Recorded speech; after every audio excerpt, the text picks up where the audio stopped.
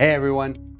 In my video last week, I highlighted how the combination of downward trending inflation and improving likelihood the Fed will keep rates flat, reduced recession risk, and the resulting rise in confidence levels are bolstering the commercial real estate investment outlook. And that video spawned a very good question from a very smart industry veteran. He asked me what higher consumer debt and credit card debt mean for that outlook. First off, as is often the case, I want to point out that a lot of the things we hear from the media don't tell the whole story. The headlines we're all seeing highlight that consumer debt is at an all-time high.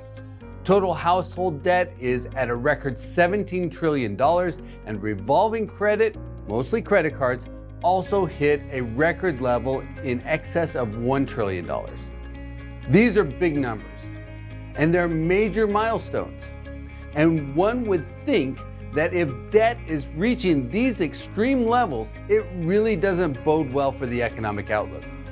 But as always, there's more to the story. First, let's put the debt numbers in perspective. Inflation has been a huge part of our lives for the last couple years.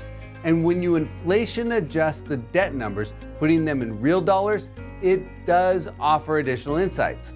First, on an inflation adjusted basis, total household debt is on par with where it was in 2008. So even though we're at a record in terms of nominal dollars, on an inflation adjusted basis, we have been here before. The bad news is that the last time we hit this level of debt was just before the global financial crisis.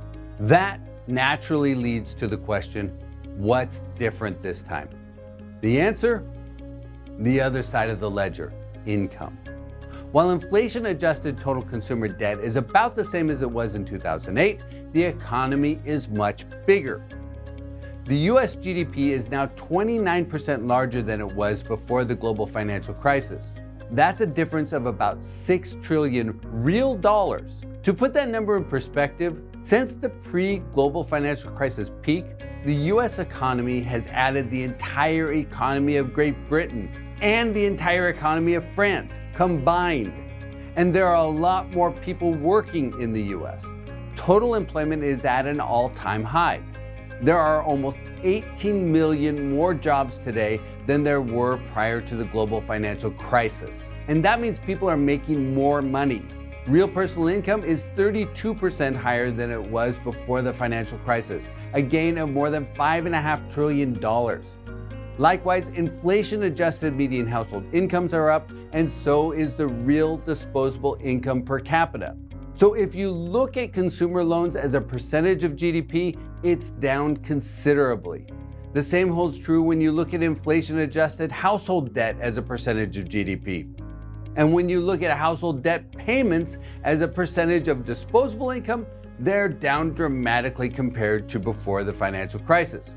So even though, as the media keeps telling us, consumer debt is at a record level, when you consider how much income is sitting on the other side, the numbers aren't as scary.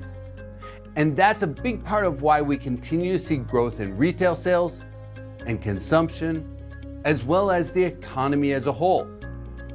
From a commercial real estate perspective, this is all good news.